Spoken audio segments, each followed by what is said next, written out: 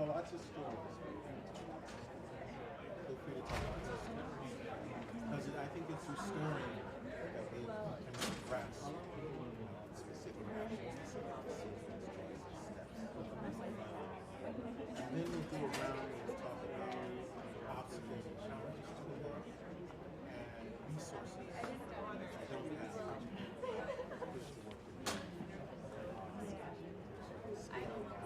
doing. Have those resources.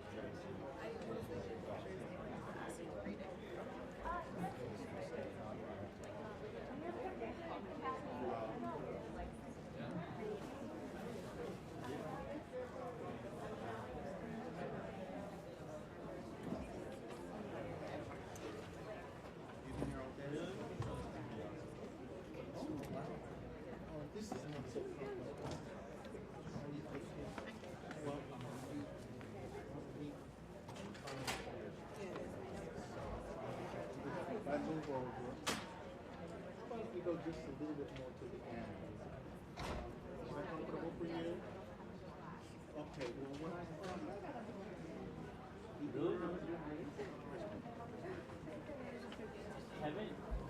Kevin is just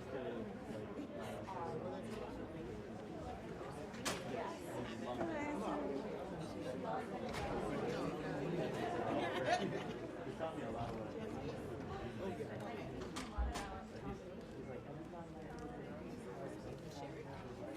he's in my room. He loved the one reason.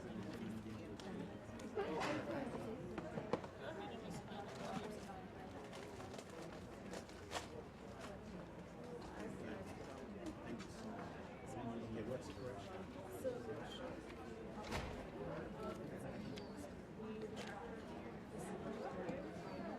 Can you take this out? At the inside prison front. Okay. Thank you so much. Sure. I thought we might go in the following.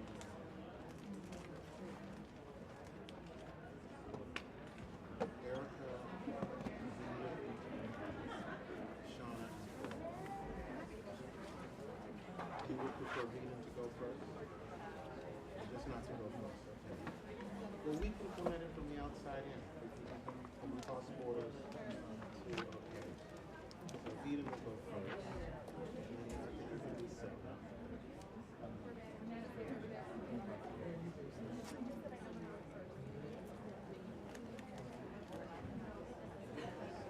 Okay, so they don't want to go first. They don't have a choice.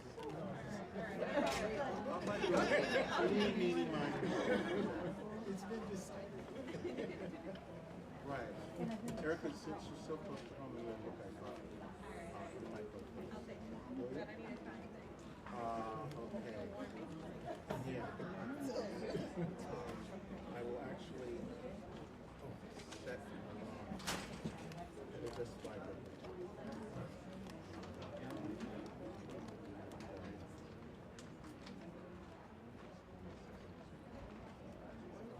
So, Erica, Shauna.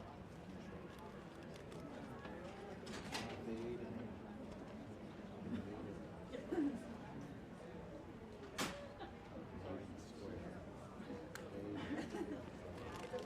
did I get everybody else's name right?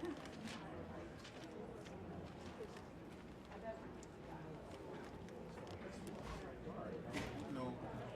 Am I taking marching orders from anybody or from me? Can we just start? It's 4:06. I think we're ready. There are a lot of people in the room. Good afternoon. It's nice to see so many of you in the room. We've had a long day, and I'm sure that your energy has been taxed. But we have four incredible panelists whom I'm sure will grab your attention with their reflections on our topic this afternoon, which is challenging the punishment paradigm. Challenging the punishment paradigm. International and domestic models for justice and accountability. I think I'll simply read what our purpose is here for the next 90 minutes. The session will examine concrete ways that justice is implemented in ways that maintain respect and human dignity while requiring and honoring safety and accountability. It will examine this work in 4 institutions: German prisons, the peacemaking program at the Red Hook Justice Center, restorative justice programs in New York City schools, and a long-termers program in San Quentin Prison in California. I'm going to introduce to you the speakers in the order in which we'll do a kind of 8 to 10 minute round of conversation with each of them. Our first panelist is Erica Sassoon, who is the Director of Restorative Practices for the Center of Court Innovation in Brooklyn. And Erica will be followed by Vaden Anthony North, who is a Program Associate at the Center on Sentencing and Corrections at the Vera Institute of Justice. Vaden will be followed by Shauna Llewellyn, who is a social worker and is with an organization called, is it Youth Times? Youth By. Youth By, I like that. Youth By Culture by Ed, Peer Connect. And after we hear from Shauna, we'll hear from Brother Troy Williams, who is a youth programs development specialist, lead facilitator and trainer at the Inside Prison Project. So how do we move the ball in specific, concrete ways from a punitive, vengeance-based, retributive, narrow-minded understanding of prison and responses to harmful behavior in a way that maintains values of human respect, individual human dignity, the dignity of communities. So I'm very excited about what we're going to hear from each of our panelists in this first round. And I'll start with you, Erica, if I may. I'd like you to talk to us a little bit about this central idea of restorative justice as a way of reorienting and reorganizing the way we respond to harm within our communities, violent and nonviolent alike. Okay, thanks for that question. Thank you for having me. This has been an incredible day. I feel really blessed to be among you. And is it not on? And I hope you can hear me. Is there a button? Can you hear me now? Yes. Thank you for having me. Thank you for coming. And thank you to being on this great panel. So the central idea of restorative justice, I want to just backtrack that for just a second and say that what we're practicing in Red Hook is based specifically on the Navajo Nation's peacemaking model. It's inspired by that model. And it comes from a lot of years of study of different indigenous practices across the United States that focused on communities, on the wisdom of elders, on bringing people together, and it's really similar to what we're focusing on in restorative justice, which is a harm-based model, which is who was harmed and what can we do, and who's affected by it and what can we do to repair that harm. That's the central tenet of the restorative justice movement as it's practiced across the United States. In Red Hook, we appreciate those questions, but I just want to say that it's coming from a different place, and that I really want to just first say thank you to my Native American mentors who brought me to this place to teach me the things that they've taught me in the past, and to honor the fact that they've been practicing this stuff for a long time, in many communities uninterrupted, despite the politics of colonization, despite the realities of certain genocides. So it's just important to recognize that this has been going on. This is nothing new. We're not inventing it in Red Hook, but we are appreciating it, and it is resonating with the people who are experiencing it, and that matters too. So just real quick, because you asked it also in a concrete way, what are we doing concretely? What is the doing, right? Like, we all know what's really pissing everybody off. I've been in this room, for the last day, and there's so much pain. But okay, what are the concrete ways of the doing? And so what we're doing, which is it is a humble attempt in one community in Brooklyn, out of one courthouse, but it really is starting to trickle out to other parts of the community. What we're doing is we have a courthouse, and out of that courthouse, we have community-trained peacemakers. They've been trained by people who come from the Navajo Nation and other nations, including the Cayuga Nation, to learn about this tradition of peacemaking, which is about listening, about hearing people out, and really simply talking it out in a good way. It's not magical, there's no magic wand at the end of it, but just through the slowing down of listening, of witnessing. Usually you always have to break bread beforehand, and letting each person have a turn, and then focusing the conversation on what happens next. Always in a positive way, and saying, okay, this has happened. What do you want next time out of it? So that's the doing of it. We get a case referred from the criminal court system or referred directly from the community. This happens a lot. There's a really big housing project too, in fact, in the middle of Red Hook. There's people who are living in really intense close quarters who have issues that come up. Noise complaints, these might sound trivial. There was if anyone was here this morning, there was this question of, is restorative justice used trivially? And I would say that's a concern that some people have. If it's not for the violent crimes, what is it worth? But people have real conflicts in their daily lives, and we have been taught to professionalize those and to send them out. And what's really important about what we're doing in Red Hook is that the people who are resolving the conflicts are people who live in Red Hook. It's not professional mediators, it's not professional judges, professional lawyers. I'm a lawyer. It's not about me as a professional. It's the people who are being trained and who are participating in this are local residents who are learning skills for conflict resolution that are really vital in your daily life. I can tell you that in the work that I've been doing in my own life, it has affected my own conflicts, my own issues that I have in my own family, with my own community, and has impacted the way that I can resolve conflicts in my own life. And so I think that what we're really trying to do is, of course, resolve cases out of the court system, out of the housing projects, in the local school, in the local community center, and these are all important conflicts that we're trying to resolve and get people out of, without having a criminal conviction, without having all of the nefarious effects of prosecution and imprisonment. And that's a laudable goal, I think, but what I think is really, really important is also training people to resolve their own conflicts, to learn how to not have to call out, not have to call the police, not because that's necessarily the wrong move in whatever case is happening for people, but because the empowerment, when you learn this from Indigenous nations, what you get from it is a sense of self-governance. Why does it matter that this came from Indigenous nations? It matters to me because of the concept of self-governance and of learning how to do it yourself and of saying, I can handle this. And so what we've seen in Red Hook in the last few years is people coming to us and saying, we want this in our community center. We want this in our local school. All people who are connected, who've heard about it, who've seen local residents say, I'm from Red Hook and I'm a community peacemaker. And that just starts to spread. And so I think that the impact of what we're doing is we're resolving local conflicts, but what's really most important is that we're elevating and empowering people to just say, I can resolve things, and I can listen to my neighbor, and I can look at a conflict and say, there's a way to deal with this instead of being afraid and pushing it away and calling a professional. So that's a little bit what we're working on, and that's to me what it means to do this kind of restorative work. Do I have another minute? Yes, you do. Okay.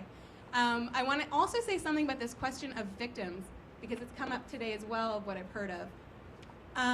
I think that people look to restorative justice because the criminal justice system has not been adequate to handling, processing what victims want, what they need, and people are looking to restorative justice to be a place where victims can process what's happened and to have a voice, an inclusive place in determining what's going to happen out of this, and maybe answer some questions, and maybe connect with the person who's been bothering them, or whatever it is that's going on.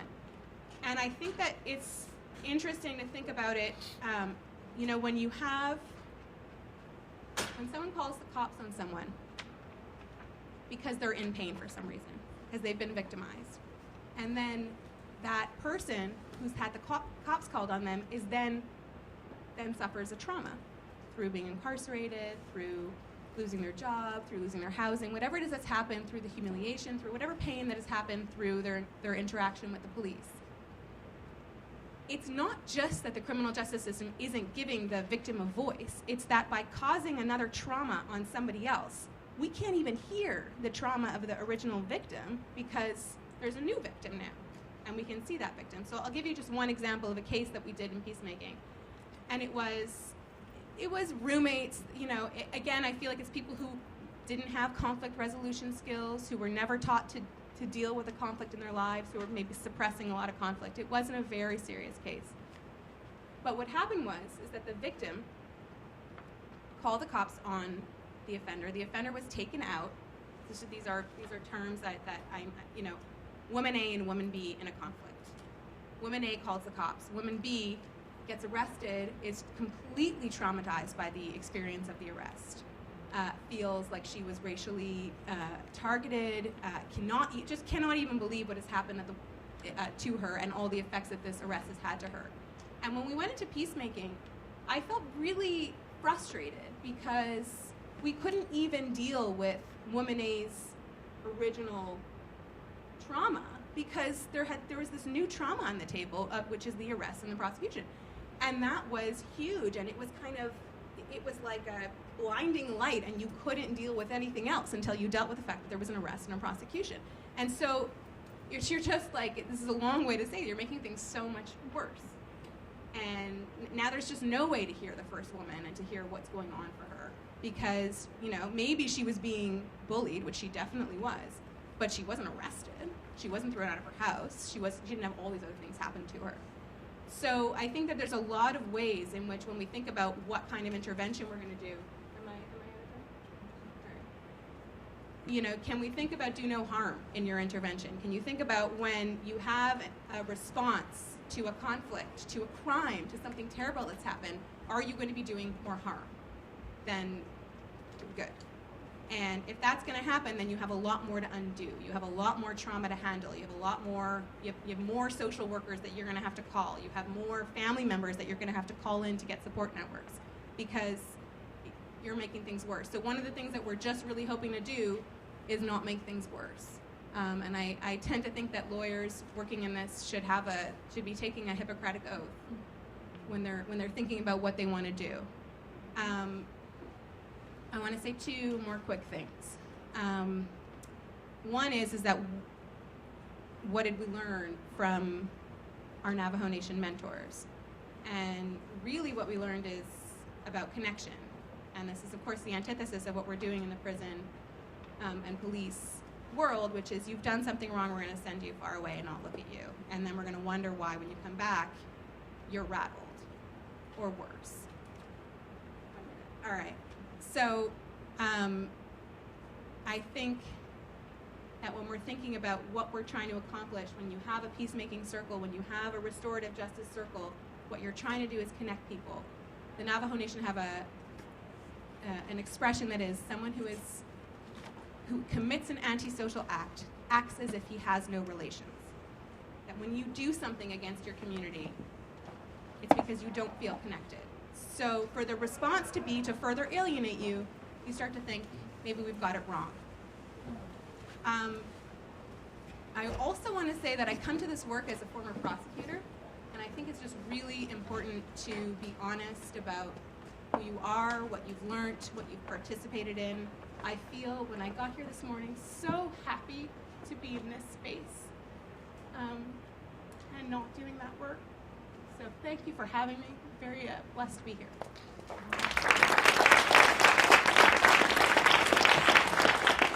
We'll hear next from Baden, who's going to give us a comparative perspective from Germany of experiences in doing prison differently. That might help us better understand the challenges that we faced.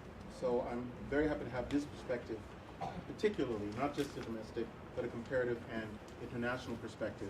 So how does Germany do prison and prisons differently than the U.S.? Sure. Thank you for having me, and thanks Columbia for hosting this amazing 3-day, really inspiring conference.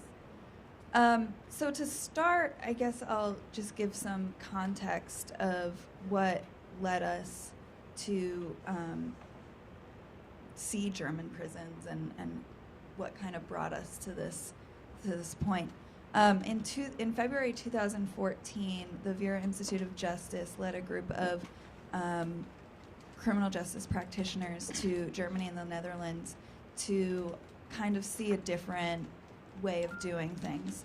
And the trip was inspiring for a number of different reasons and inspired Vera and the John J. College of Criminal Justice to come together and lead a follow-up trip with 18 American policymakers, correctional practitioners, and thought leaders. And the idea of this trip was, instead of going to 2 different countries, we really wanted to focus on one country, and we selected Germany because we felt like they had a system that was just different enough to push the people that we were bringing to think critically about the differences in practice, but similar enough that it was tangible for them to grab on to and find things that they could potentially bring back home. So we brought together a group of district attorneys. We had one governor, a few different commissioners or secretaries of correction, and a few just, influential people. Khalil Muhammad was on the trip, who was on a panel earlier this morning. So we had just a variety of perspective. And we led this group around for 7 days, right? 7 days to 5 different prisons in Germany, in Berlin, and a small northern region called Mecklenburg-Western Pomerania. And we picked these places. We picked Berlin because it was an urban place, and we picked this smaller place because we had, frankly, better access. And we visited a bunch of different facilities, I think 3 in Berlin. One was what we would consider a halfway house, and the other 2 were secure facilities. And then we visited a juvenile facility and another closed facility. And we led this group in a series of conversations over the course of these 7 days, just kind of pushing them to think a little bit out of the box. And what we noticed was, one, the number of people that are going into prison in Germany is just, first of all, they're different types of people, and there are much fewer people, and they're staying for much shorter periods of time. So in Germany, they use, their incarceration rate is 78 per 100,000, and ours is 698 per 100,000. So that's just to give you some kind of picture of what we're talking about when we say they send less people to prison. They, instead of using prison as their first response, they use a number of non-custodial sanctions instead. So, let's see, they do focus a lot on day fines, which is an interesting practice because we often have issues with fines and criminal justice debt in our country. The day fines are different because they really take into consideration your ability to pay in setting those fines. So it's not necessarily, you did this, you have to pay X amount of money. They say, you did this, how much money can you afford, and let's get something in place so that you can meet that penalty. Then they also do suspended sentences for up to 2 years. So they'll give you a chance to succeed in probation before sending you to prison. And then they also use community service instead of prison sentences. And this leads to about half of all cases being diverted before people even get to prison. And then 40% of those cases result in a fine as their sole sanction. And this leads to only about 5% of all cases even getting to the prison phase. And like I said earlier, the sentences are shorter. So in Germany, 75% of the sentences are less than a year, which is just not the case here. The second thing that we noticed was the way people are treated in prisons is just vastly different than the way people are treated in the prisons here. And I think this results from a number of different things. Probably most significantly is their history and the way they had to come to terms with their painful history after the Holocaust. in the post-war period when they were rebuilding and figuring out how to come to some resolution, they rebuilt their constitution, and in their prison act, they said that the sole aim of incarceration is to enable a prisoner to lead a life of social responsibility, free of crime upon release. That is their entire aim when someone goes to prison, is to set them up for success when they leave prison. So that means that the moment someone enters the prison door is a series of events setting them up and preparing them for the moment when they leave prison. They do not see prison or the experience of prison to be a punishment.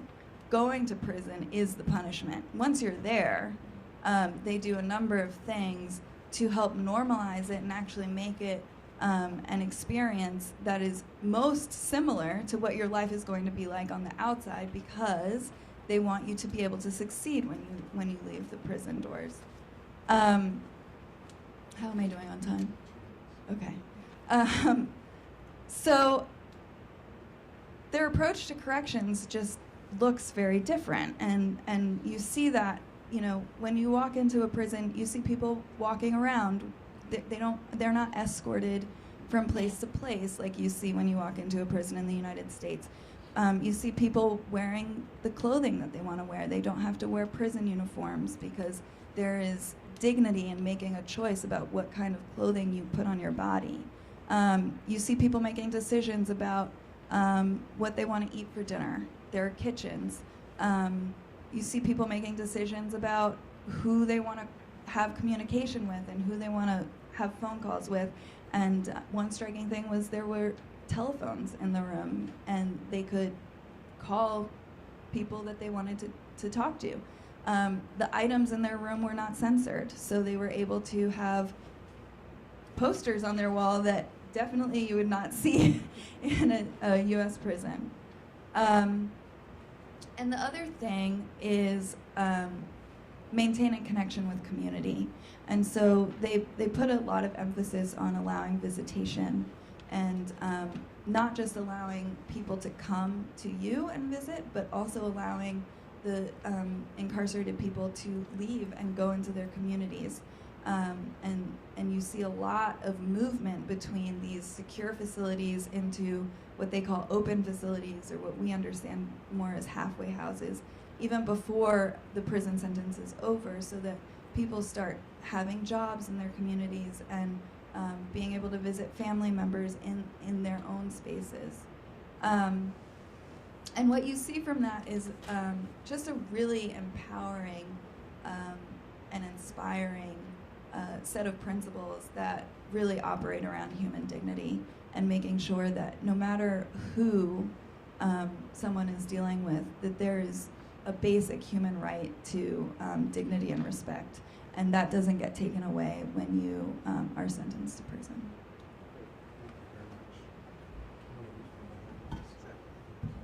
Next, we'll hear from Shauna, who's going to talk to us about some of these issues from the specific perspective and location of schools and education. Sure. Is this on? Can everybody hear me? Okay. Yeah. So my name is Shauna. I am a social worker by trade and have worked in schools and with youth-based organizations around restorative practices. So a lot of what this means in my work is, one, like teaching administratives at the table to really decentralize the power. Like if you are an administrative of like a principal, vice principal, and your entire social work team are all white folks, but you're serving 100% students of color, that's a problem. And so if you are sitting at this table making the discipline codes and the discipline measures for your school, that's also a problem. And so I really get schools to think critically about like how they're going to shift who's sitting at the table, specifically who they're hiring to be teachers in classrooms, how classrooms can be healing spaces, and how social workers and teachers can work more collaboratively outside of simply like IEPs or like students who are acting up and being kicked out of class, right? So a lot of this work when we talk about restorative practices, means shifting the discipline model quite a bit, almost radically from what I don't know how many of you in this room know what the Blue Book is, but the Blue Book is a New York City-wide book on discipline and how you're supposed to suspend students and what discipline measures you're supposed to take. And so recently the book has changed to include restorative practices. Unfortunately, what that means is that each school gets to determine what restorative practices looks like, and there is no one blanket way of doing that. And so some of the issues that, some of the concrete work that needs to happen, I think in schools, according to my experiences, is that one, like at the admin table, that power has to shift. Two, if you are serving 100% students of color, you need to have teaching staff or like administrative staff or school staff that can represent that. Like representation is everything, right? And so the next thing is also making sure that teachers are getting trained specifically around like what restorative practices look like. Unfortunately, there's only one primary vendor for the DOE that does a lot of the trainings with mixed results. And so the other component is making sure that, like, if you work in a school, that you have at least one ally that you're doing this work with, that you're not doing it by yourself, because you are one person who's combating, like, all of the systems we've talked about last night, today, you know, those, like, general systems, but you're also combating food systems, you're combating the sanitation system, you're combating, like, a number of other systems that sometimes we don't actually think about that are impacting the lives of our youth. So, you know, if your school hasn't moved to restorative practices yet, then maybe even shifting the kind of line of questioning that we ask students when they are, I mean, my family's from the South, so we call it cutting up, but when they are like acting up in school. So like, instead of like, what's going on, the better question might be, what did you have for breakfast?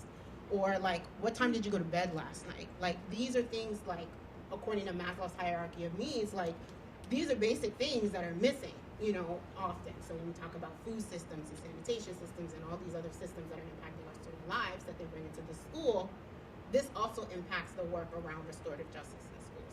So that's that.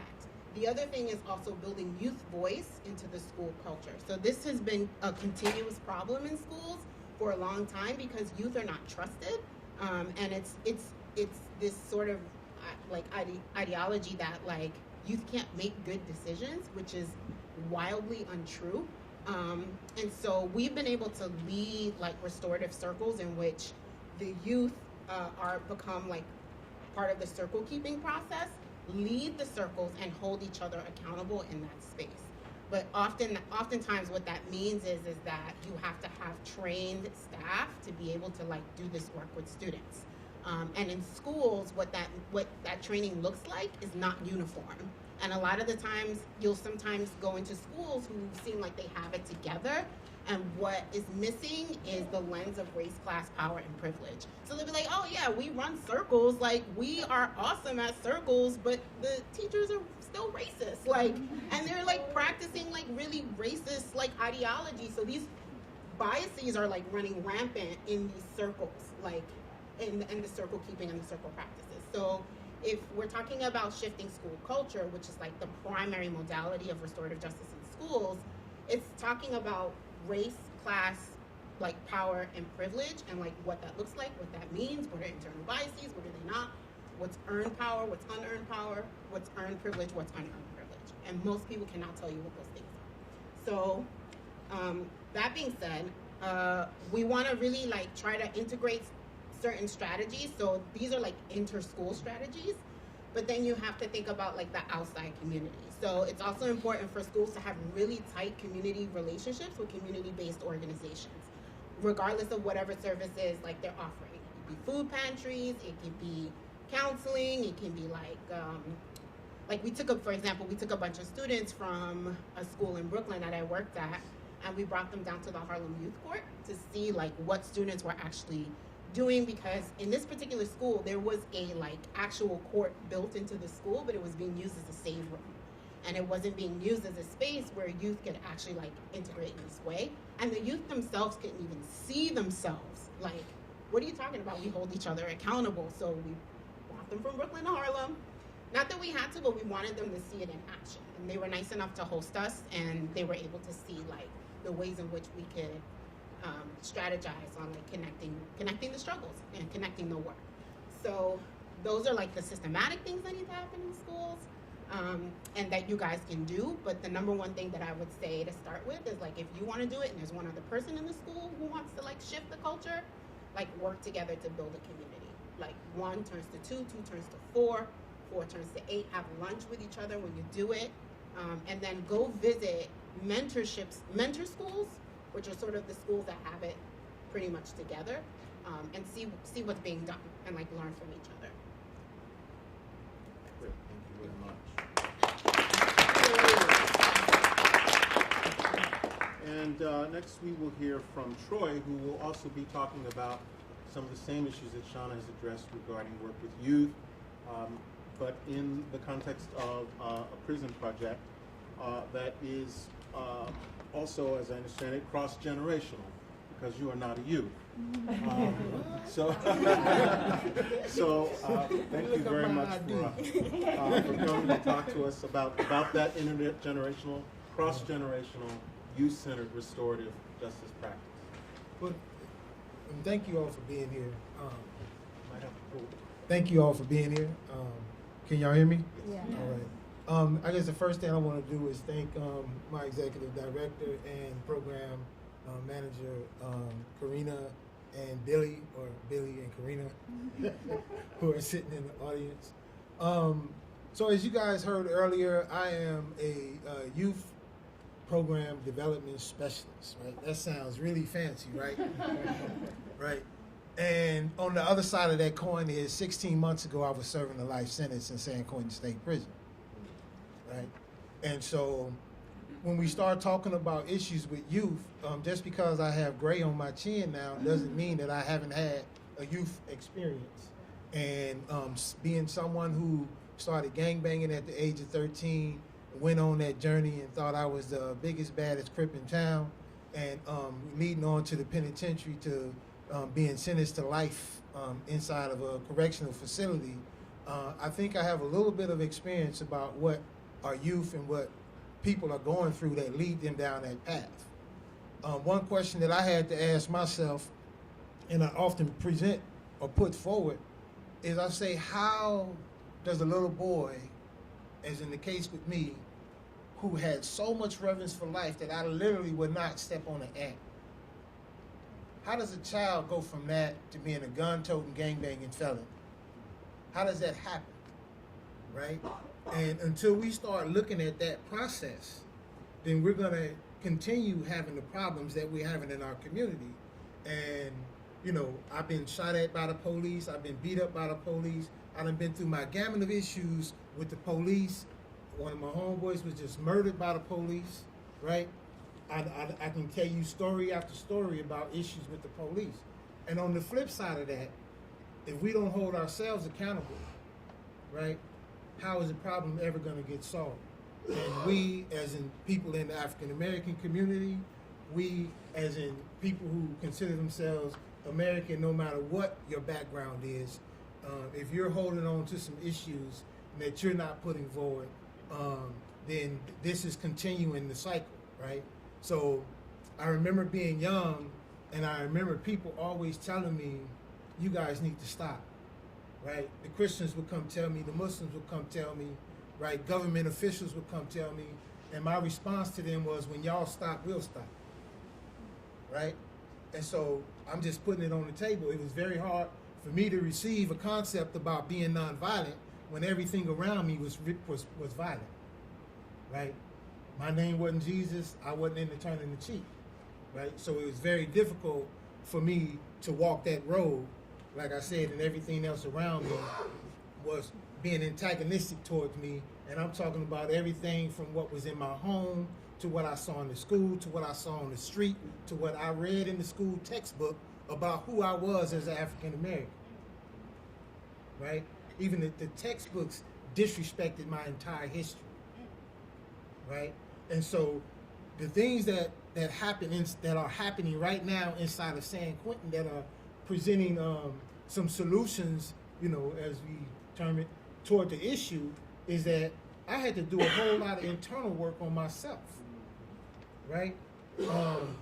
because I would sock somebody in their face and I would justify it because they looked at me crazy, right?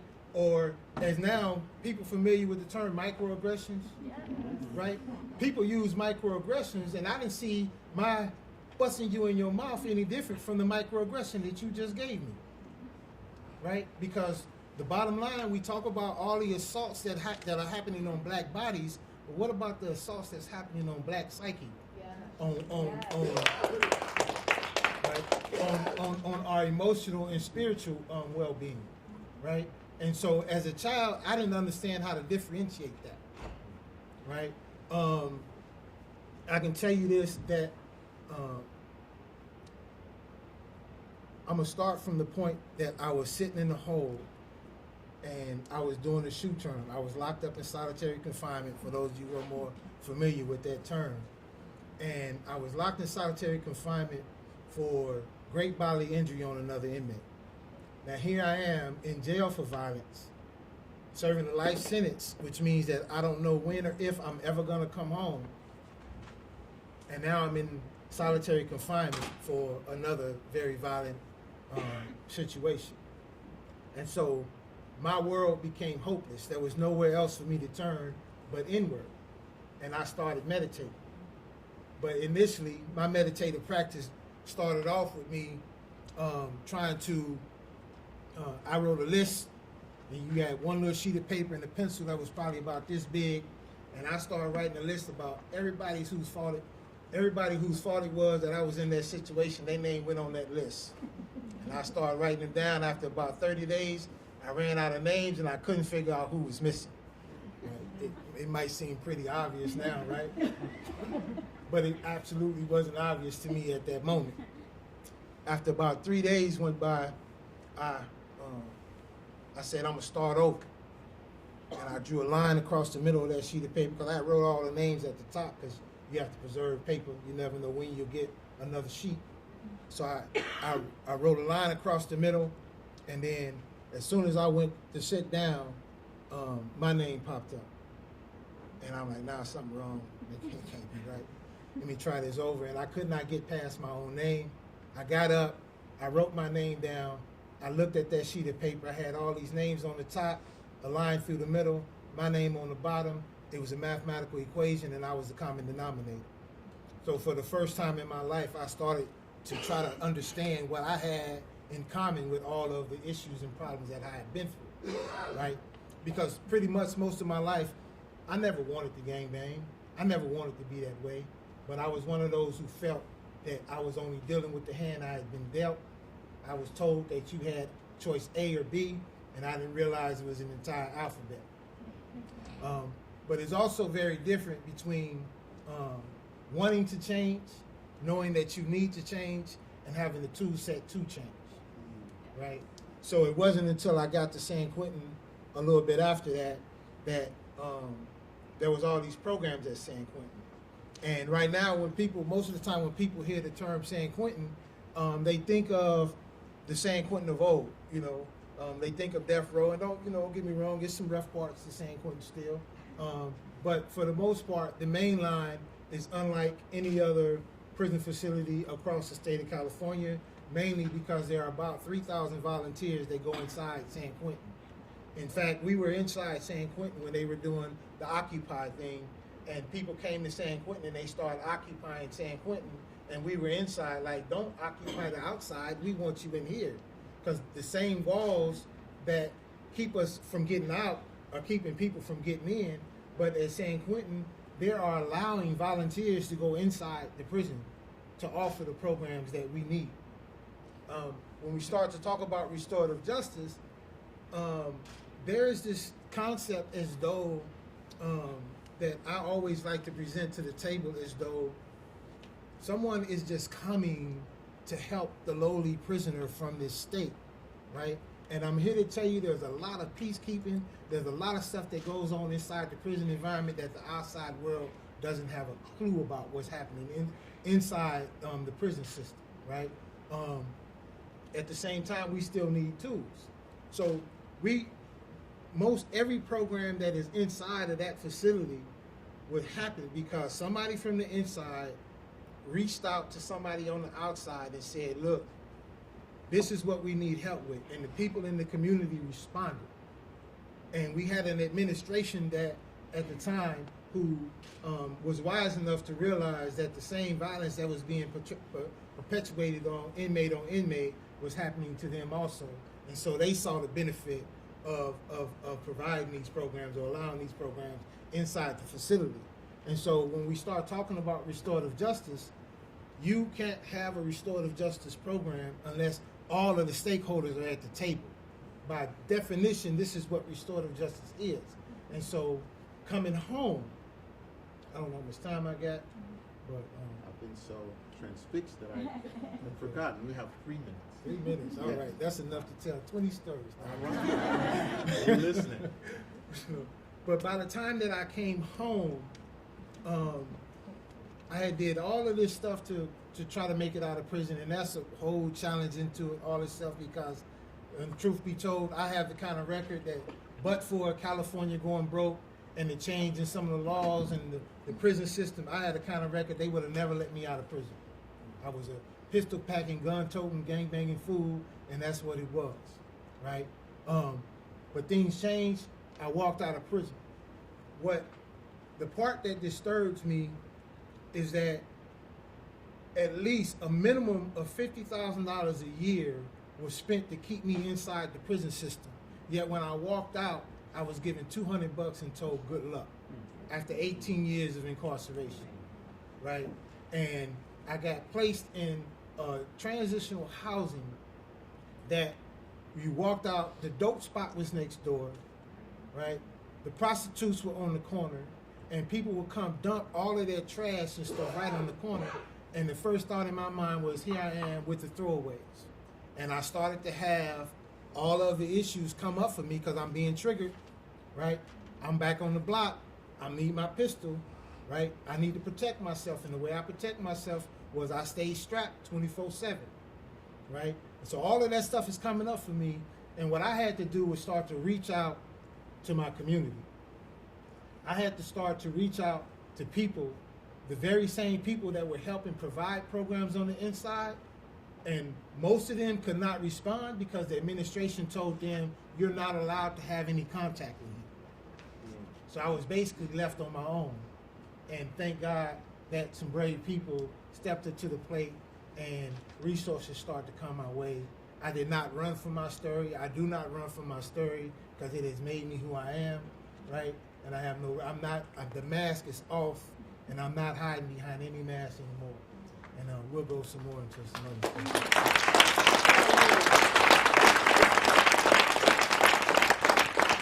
Thank you so much. As I have sat here and listened to our panelists, I've been filled with the gratitude really that I've been feeling all day to 4 people who I really want to acknowledge before we go into the next piece of the hour. And so I want to thank, at this moment, in the middle, Kathy Boudin, Cheryl Wilkins, Cameron Rasmussen, and Geraldine Downey for the community of inquiry and critical thinking and on-the-ground engagement that they have built through the Center for Justice at the Columbia University community. I feel a personal debt of gratitude to them, which I want to amplify by asking you to give them a round of applause that they can hear wherever they are.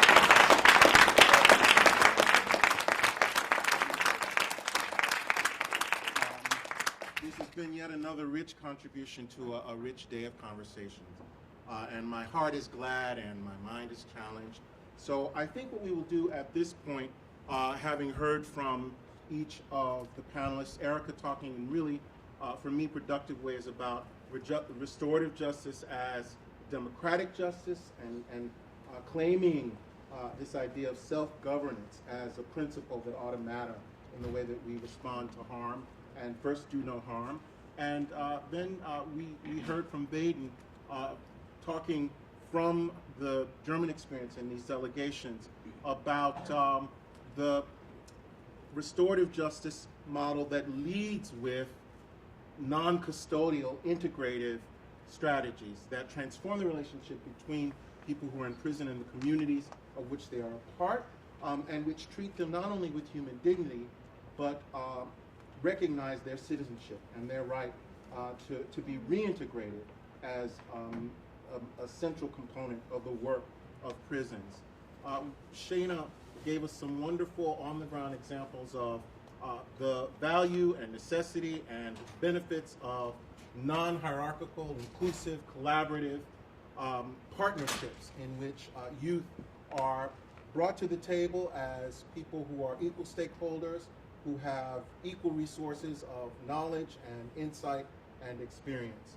And Brother Troy made me think in a way that just opened my imagination about the possibilities of mindfulness practice and self-work, another kind of self-governance, which is about our relationship with ourselves as the way that we get to peace as the ultimate driver and aim of responding to harm. So reintegration, restoration, reconciliation, and specific strategies for reaching those goals as alternative to punitive, revenge-based, vengeance-driven responses to harm has, I think, set up the next 40 or so minutes, 45 minutes or so, that we will have to hear from you. I have only one request, which is that when you stand to ask, and you ask a question, because I think through the collection of our questions that we'll get the most out of the discussion in our remaining time. So, is there someone who can walk around with a hand mic? Are we going to use these stands? What's the best way to proceed? Can someone volunteer, a couple of people maybe, to walk around with the hand mics? Thank you very much. We're all in this together. Are they on? Just tap them. No, there's a button on the bottom. Okay. So I'm sure you have many questions. So let's begin.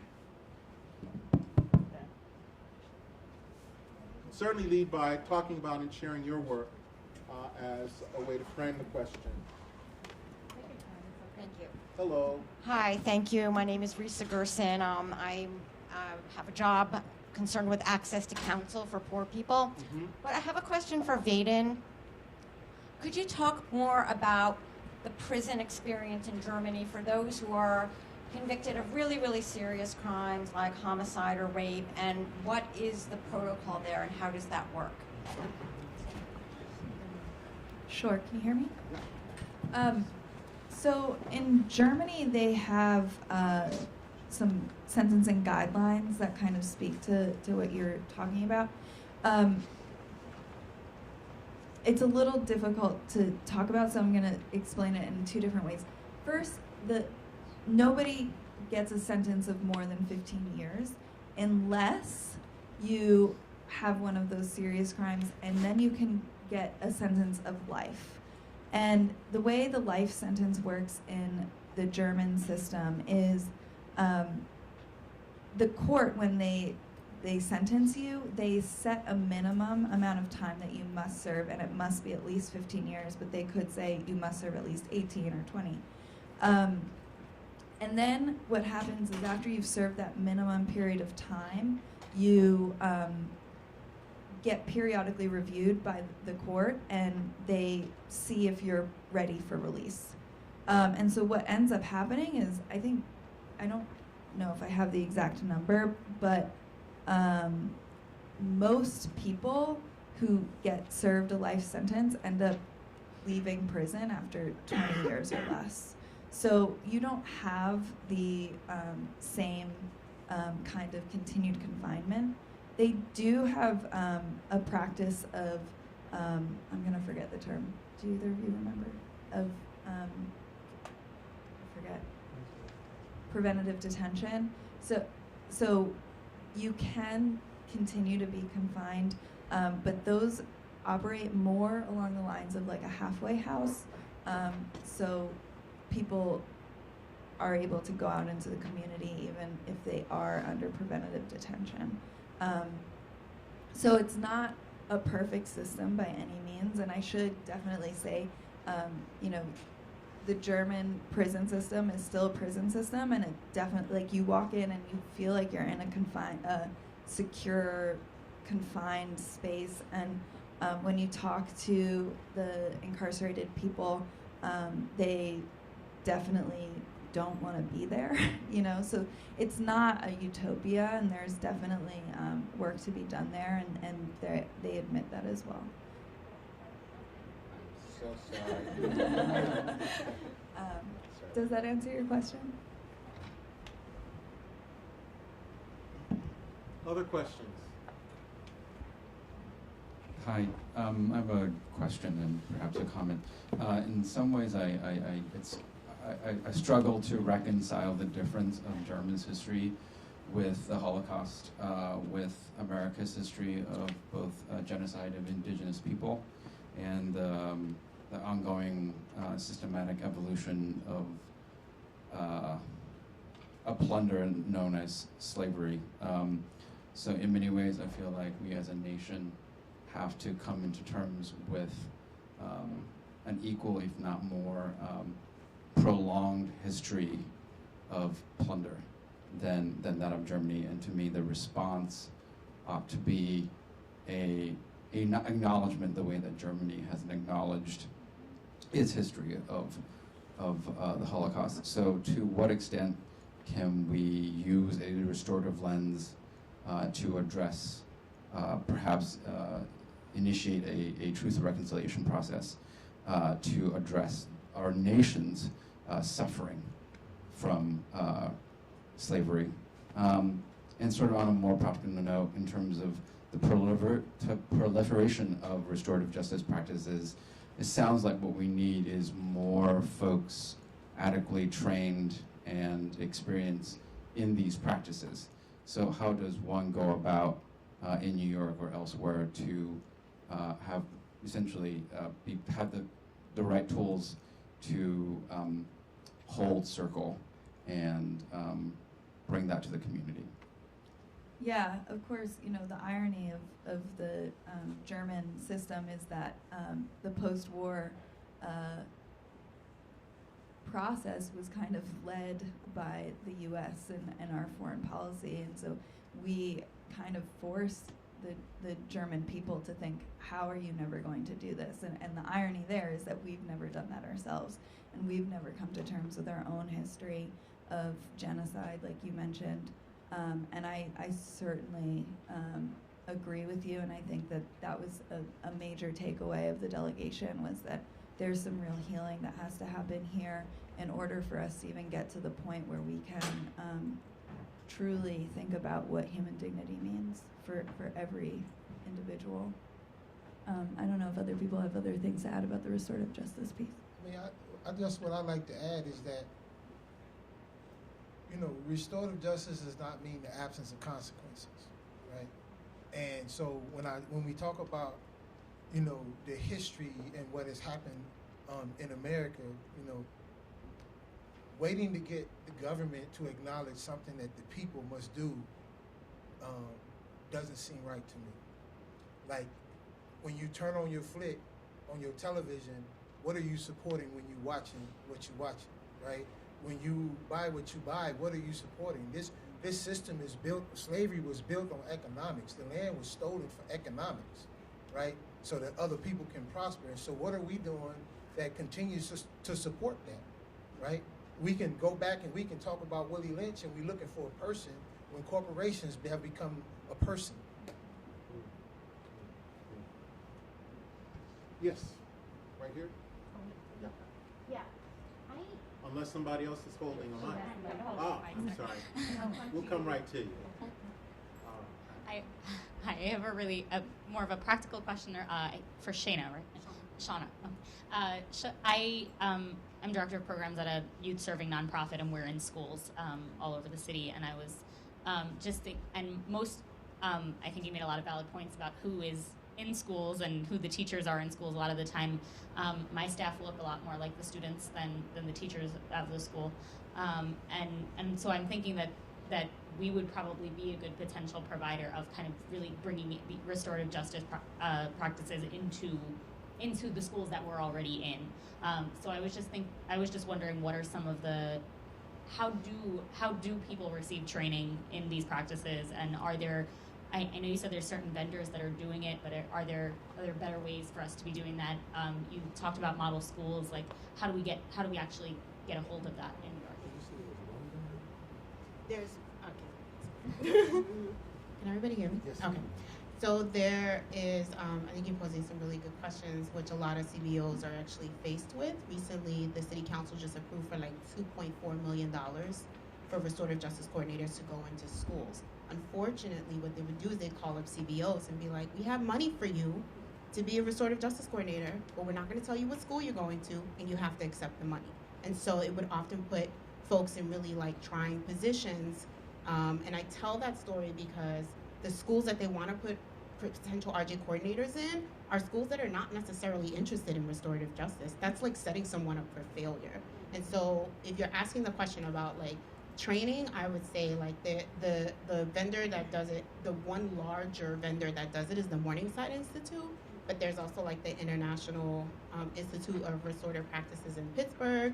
There's the Center for Meditation Practices. I think that's what it's called. It's in Brooklyn. It's in downtown Brooklyn.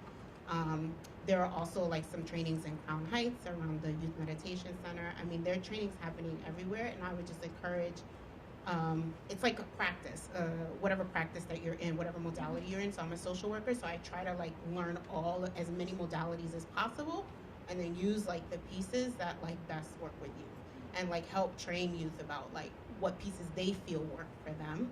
And so I would like encourage you to take all of those trainings, but then also like visit some of the model schools in New York are the James Baldwin School and the Lions Community School in Brooklyn.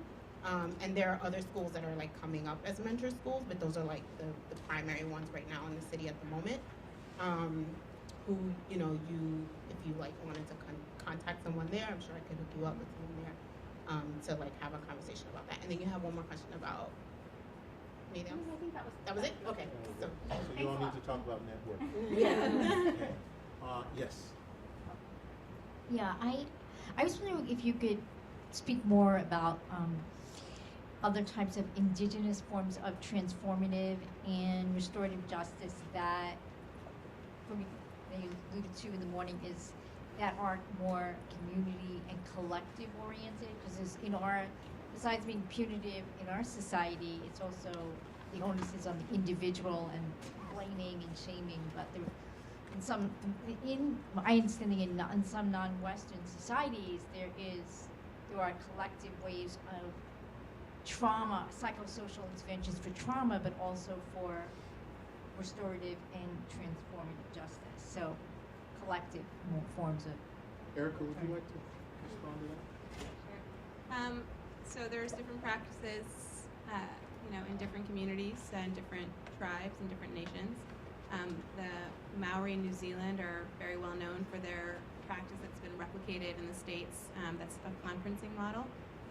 That's a very long-standing model. I can say maybe more specifically, in the Navajo model, I guess I'll just backtrack and say when we planned our program, we brought together tribal leaders and peacemakers from a bunch of different places. And one of the questions we had was, is there ever shaming?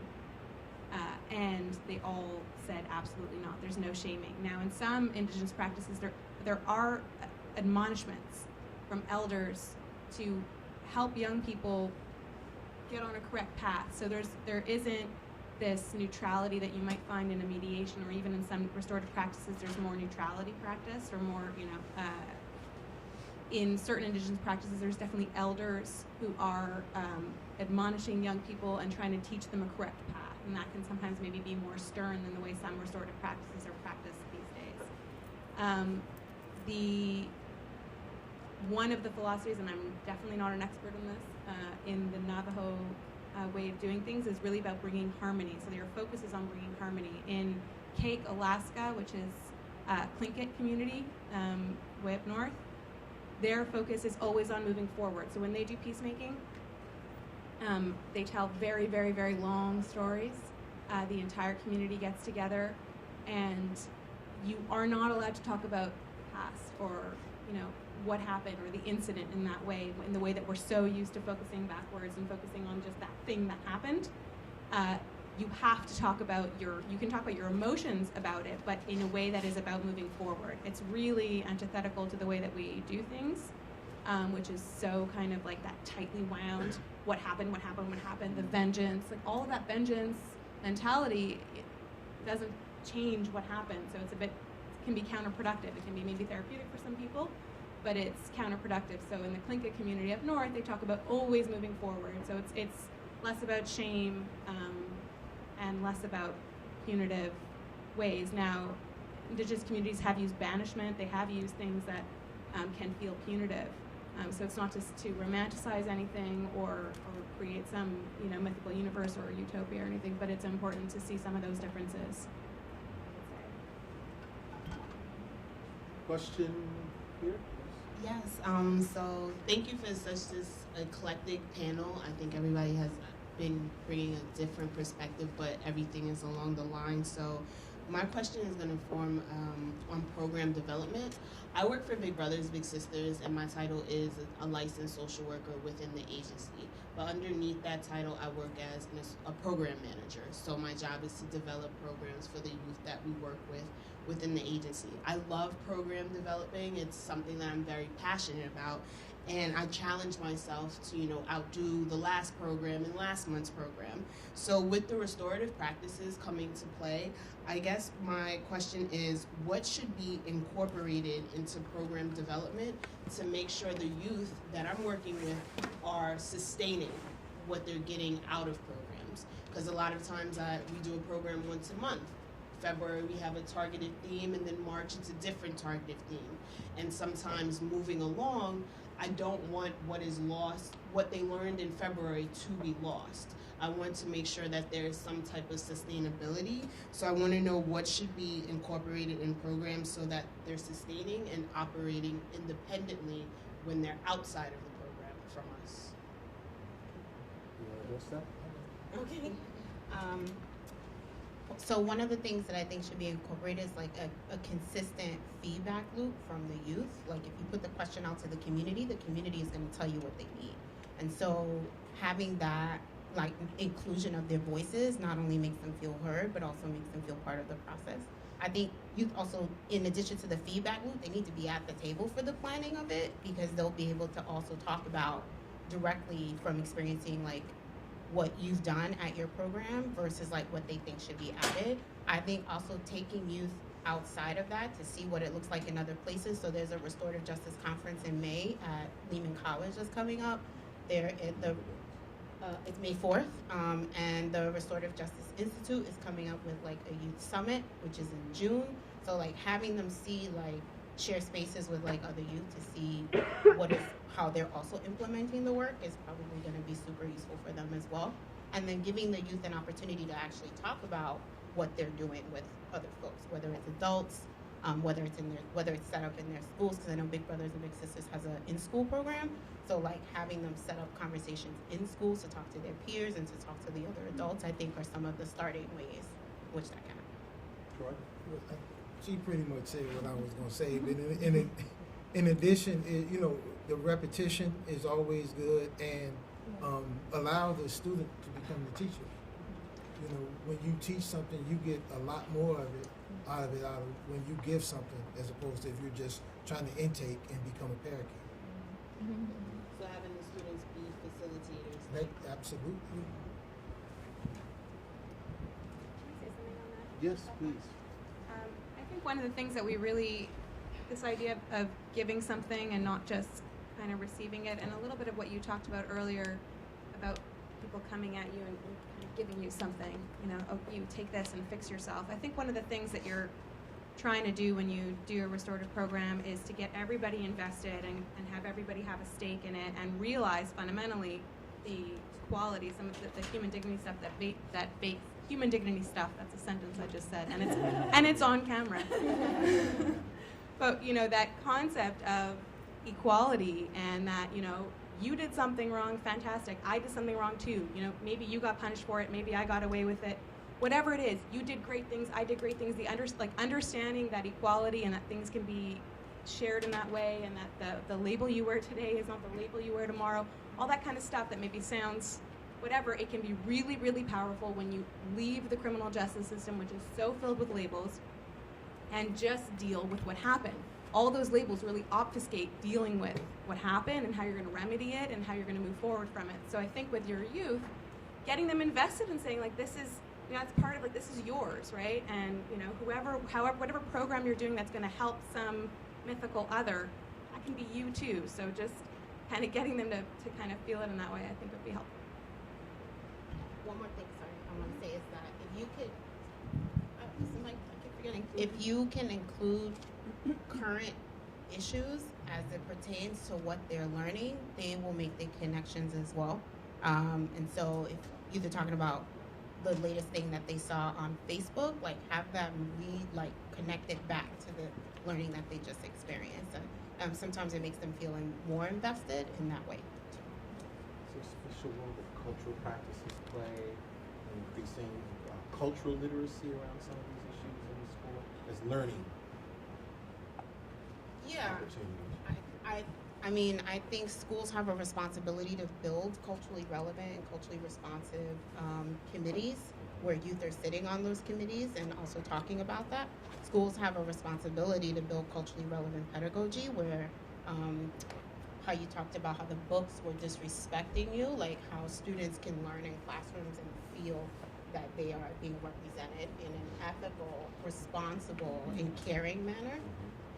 And so when we talk about the culture, I'm specifically speaking about the culture of learning, but that is oftentimes, at least from what I'm understanding coming from the Bay Area now in New York, is that it's all about ed tech. So when we talk about culture, now we're talking about media culture in schools. So like, what does that look like when we're talking about restorative practices? Or like, yeah, so like enlarging that idea, like ed tech is like the next coming for schools, but really, like, we still got all this other stuff we got to work on before we can start talking about what's going to save our kids in school. So, yeah. And I consider myself a heart guy, right? So, it's like being able to express what you feel from your heart and the freedom to do that in the circle without judgment is huge. So no matter what issues that happen or what issues occur, the fact that there's an opportunity to express what you feel, that embeds deep inside your spirit and stays with you.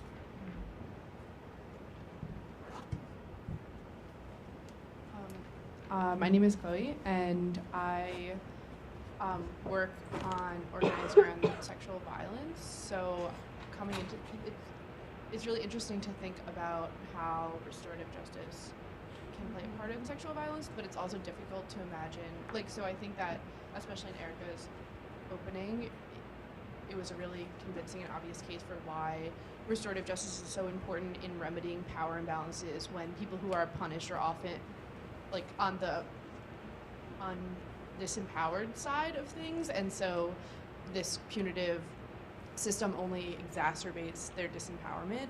But I think it's more difficult to think about restorative justice when violence moves in the direction or consistent with power imbalance, like in sexual or gendered or racist violence, and thinking about what it means to sit down with someone who has systematic power over someone else, and thinking about what it means to talk that out when the person who is on the receiving end of that violence, who is also on the receiving end of systematic violence, it just is hard to imagine sitting down and not, just thinking about trauma and thinking about I guess I thought a good example was how so many social justice workers were thinking about the Daniel Holtzclaw trial and, being I'm not into prisons, but this is not a matter of him being in this disempowered position. For once, maybe is this justice, but it's hard to say. So. Thank you, Jessica. So I think what you've raised is really complicated and really important.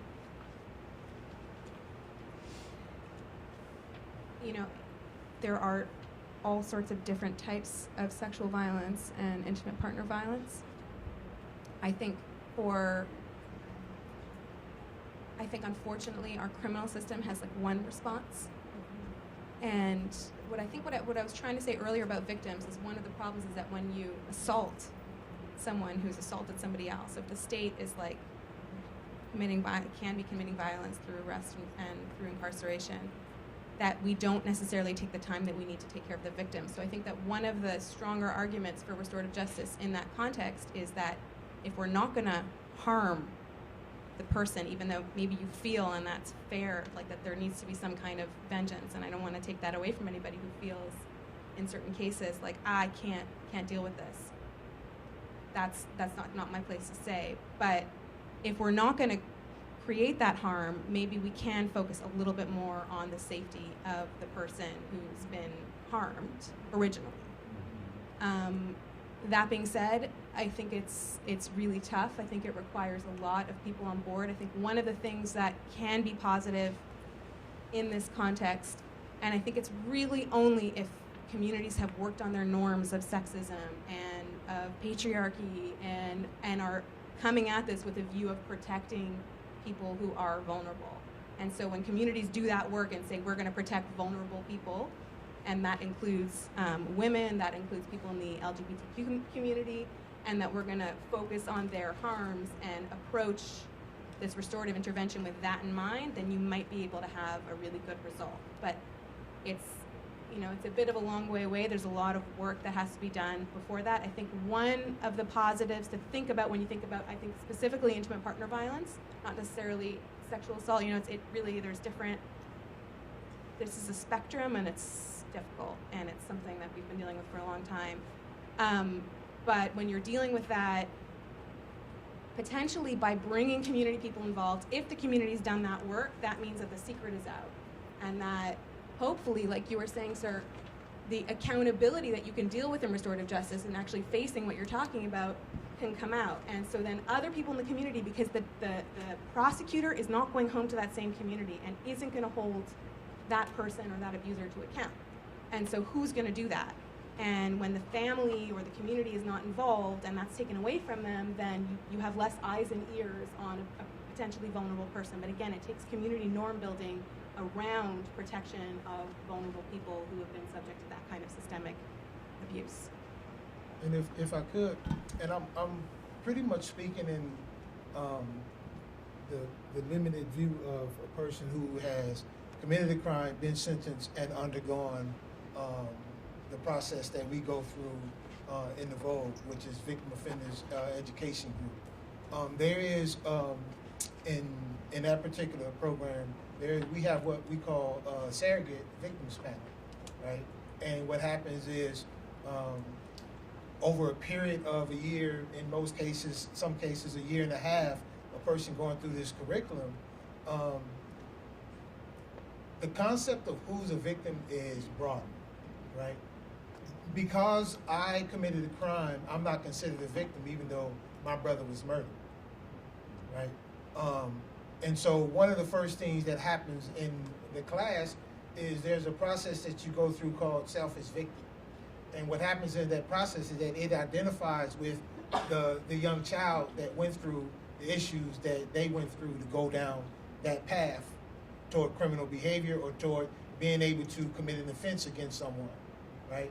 And by the time you get to the end, you sit across the table from, or not a table, but figuratively speaking, you're in a circle with someone who has been a victim of a crime that is similar to what you've committed, right? In my example, I had sat across from someone who was the victim of a robbery, and I had robbed someone. And so even with all of my change prior to that experience, it was very difficult for me to understand the impact of fear on a robbery victim's life, because, hell, I've been afraid all my life. Some people get afraid and they cower in. I got afraid. I picked up a pistol and I bullied out, right? It just takes shape in a different kind of way. But when this woman came in and I saw how the fear had paralyzed her life, I was able to identify with that because I was also able to identify with how fear had paralyzed my life. And so we made a connection in a way that could not have been had but for that dialogue, right? And there is a thing that we also do called victim offenders dialogue, where you actually get to sit across from the actual person whom you have harmed. And every one of them that I've heard, that I've talked about, is very powerful. Unfortunately, they don't happen enough because there's a big system that kind of gets in the way of that happening. And the majority, I don't think I can name any person who has been a victim of a crime that has not in some way expressed the desire just to want to know that the person who committed the crime against them is doing something to better their lives and doing something to help the community, right? And so the work that we do, you talk about evidence-based, there's 100 to 200 men that have been through this curriculum that are out in the community, running youth organizations, working with probation departments, working with police departments, working with schools. You know, the benefit of this is clear to us in California. I don't think that there's enough focus or exposure to the good things that are happening. And every time something bad happens, you know, the Willie Horton gets, you know, the front page plastered, right? So I hope that answers your question some, but it is very powerful. I know it was powerful for me and powerful for every man that I've talked to that has went through it. Can I add something? I think that what you talk about is really important, and just kind of echoing what Erica said, I think one thing that was really powerful about the trip to Germany was once you start focusing on this piece about human dignity and really start thinking that every single person has, at minimum, a certain amount of dignity and respect that they deserve to be, to have acknowledged, it really challenges us to think about what we consider punishment and retribution, right? And I think one thing that was interesting, there were 4 corrections commissioners on the trip, and at the beginning, you know, they would go into the facilities and they'd be like, yeah, but these people did really horrible things, like, you know, why are you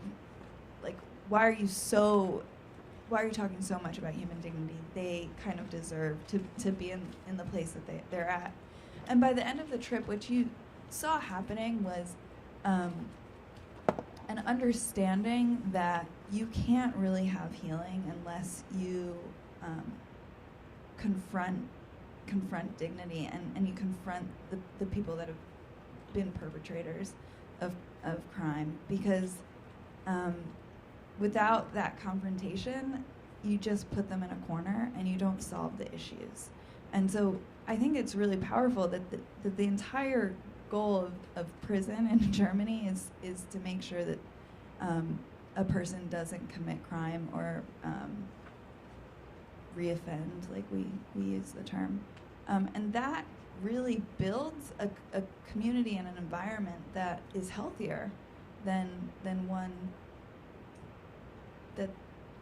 that we live in now. You know, like it's really a beautiful concept when you think about it, is giving every single person dignity to figure out what happened. So. If I can add real quick, our focus is the trauma, right? Like we can't overlook the trauma that people have been through, even some people in this room, right? Just because we haven't been convicted of what we call a crime does not mean that you haven't in some way transferred trauma, right? And so when we talk about the cross, you know, transference of trauma and how things flow back and forth, some people just take it to a whole new level. But at some point, we as a community have to deal with the trauma that we have inside of our community. You have time for 2 more questions? Okay, so I was listening to what everyone was saying. I agree with what Miss Lady said on the right, in the orange, about getting the youth directly involved. And there was a couple of things said by you that I agree with totally. So my question is to put everyone's comments together that you guys made for the past 10 minutes. This question is for you in the glasses. I want you to answer this. Miss Lady, what's your name? Shauna? Yeah. Okay. Do you think that bias within our community slows up our revolutionary and restorative practices, like titles and popular categorizing? Does it block our natural premonitions to elevate into a lucrative and fully functioning society of self-check and self-balance? When you say our community, what community are you referring The Black community. to? Thank you. Like the titles, the bias, like loser, unemployed, gang member, poor, you know, these titles that basically are not reflective upon the humility and the natural ability and capability of someone. Do you think that blocks our community from basically being the most effective independently from what other people can grant us? Do we self-respect each other? Do we fully use each other and maximize each other's abilities? Or do we title along with popular demand and basically we're using the tools that our enemy has given us, quote unquote? So it's about resisting that kind of negative. Resisting arrest, labeling, yes. Stereotypical. Resisting arrest. Mm-hmm. Yeah. Like, do you think do you think it actually gets in the way of the changes we're trying to make? I think in order to look at what we talk about in specifically Black communities is really sort of has to come from a systemic level. Like what we are witnessing in terms of those labels didn't just magically appear. They are like systematically imposed on us on a daily basis. And so when we talk about trauma, vicarious and community-based trauma, like those labels are inherent in that too. So I'm not fully of the, I'm a person of two truths. When I talk to youth about two truths. Like this thing can be true and this other thing can be true. Mm-hmm. And I think that, yeah, on one hand, like there are folks who are drowning in that trauma, right? And so they perpetuate those labels. And so, you know, through basic like systematic structures that inhibit their growth as humans and inhibit their dignity in a lot of ways, yes, then they remain drowning in those labels, right? And then you have other folks who are swimming, who are coming out of that, who are like finding ways, using restorative practices, using circle keeping, using kitchen tables to figure out ways in which how they're going to climb out of that. So it's two truths. It's not that one, you know, cancels out the other, but I do believe in the hope that we're with the each one teach one or each one reach one. Like I do believe in that. But what I'm not willing to do is dismiss, like, you know, the folks who are drowning in the trauma, like, and say like, oh, these are the folks that we have to like see or representative of like what it means to like not respect ourselves or not honor ourselves because something else is happening underneath the surface. And if we're not willing to tackle that, then it's going to be hard to say like what the solution is going to be to that. I mean, there are basic solutions. I'm confused. Like, well, like what I meant is like saying, like if you have gang members on the street per se. Okay. Have you ever hung with a gang member? Have you ever hung out, like had a drink, had a cigarette? Have you ever like talked about these same plans with someone on a street level? Have you ever talked to somebody like they were capable of following you right then and there? Can you put them to work? Like, hey, look, I'm having this event. I want you to do X, Y, and Z. Why don't you guys come out? I mean, have you ever been on an eye-to-eye basis to utilize the community you are trying to change without the labels of saying they're drowning, they're not ready, they need to get into this restorative practices of networking? I mean, I have over 30 organizations that I have been active with just off of pure being bored and wanting to get into something and just coming off the street as a normal person. I mean, The Perfect Imperfection, Directions for Youth, National Museum of Hip Hop and Hall of Fame, International Youth Day, 100 Black Men, American Cancer Society, Mothers on the Move, HBA, Eagle Academy fundraising, and death sentencing projects. I mean, these are things that I just got up and got dressed and got involved in because I was bored. So what I'm saying is like, and the list goes on, but also day by day, how we respectively look at each other is work in itself, because once you label somebody or give someone a title, you automatically omit them from the plan. and you're kind of like, the problem or the solution. I don't So know. I hear your question being a question about taking inclusion seriously, not just inside your programs, but with people who are not part of the programs, viewing the work you do in schools as work that can be transferred, taken beyond the walls of the school building, into the community, I don't to know these any other demonized or stigmatized populations. Right, So okay. bringing them in, they're stakeholders too. Yes. So for me, I know your question was posed to her, but I don't know any other way. So I just got out the pen. Before I got a job, to have an institution, a corporation that could assist me in the work that I was doing, I'm on the block because I'm living there. Yeah. Right? I'm on the tier. I'm talking to the youngsters on the tier. We stopping youngsters from doing, and this is all the stuff I talked about earlier, that the outside community has no concept of what's happening, because that's not what's being perpetuated in the TV, in the news. For every one incident that you heard about at San Quentin, there's been 100 incidents that have been diffused by peacemakers on that yard, right? But nobody on the outside hears about that, and there's an assumption, or at least was prior to all these programs getting started, there was an assumption that the outside world didn't care because we couldn't see what was happening on the outside, and there's assumption on the outside that the people inside are just these knuckle-dragging gorillas that will stab you in a moment. And I'm going to tell you this, no prison in the state of California could run without lifers. Everything from administration to you name it, to being chefs, to being cooks, there isn't, to plumbers, electricians, there is not a position inside of a prison system in the state of California that could run without lifers. But people don't know about that. They don't know about their coming home. And what happens is when men come home and they step to corporations, and the corporations don't want to hire them, Big Rock on the block, he gonna take you in a second, right? So when we start talking about systemic change, we have to, like, these organizations, are the organizations willing to really hire people? Damn what the box say. Like, I'm not, like, let's quit worrying about what, and I'm not saying you're doing this, but I'm just hearing a lot of that, of worrying about what other people are not doing. And I heard you say, okay, let's start our own. Let's get our own organizations. Let's get the people who really have our support to build with, because we own the block. We live on the block.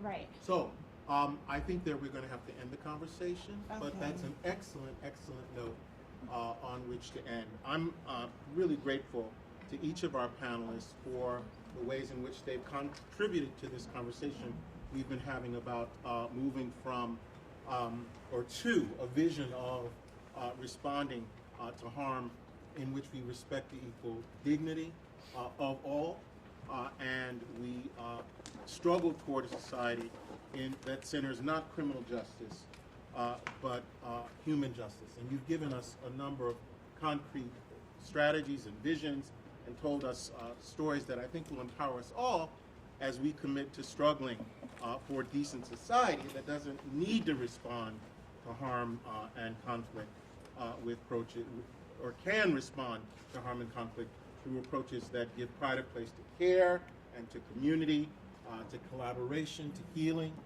to peace, and dare I say it, even to love. The great theologian Paul Tillich once said that love makes justice just. So I think I've heard and sensed the love that all of you have for your work. And in this conversation, I think we've all left empowered and enlightened and rededicated to forging new and effective concrete strategies and visions. Thank you so much.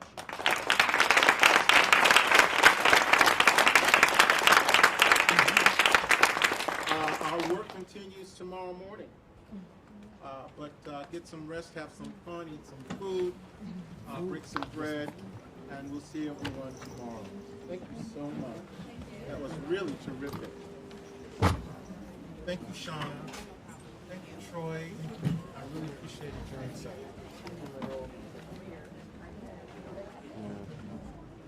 Thank you for your time. My pleasure. I'm glad you were able to be here. Hello.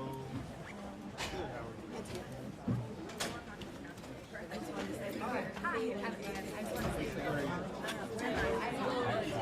Hi, Carrie. I feel like we met. I have a friend of mine who's working in East New York, and you. And basically, they're getting a lot of funding for CBO. So Right. are you trying to get somewhere? No, I just wanted to answer your question. No, I'm listening to you. Yeah, it's really similar. So I'm very happy to be able to participate. And good luck with you. When are you graduating? Oh, soon. Yeah, just talking about in New York when you said the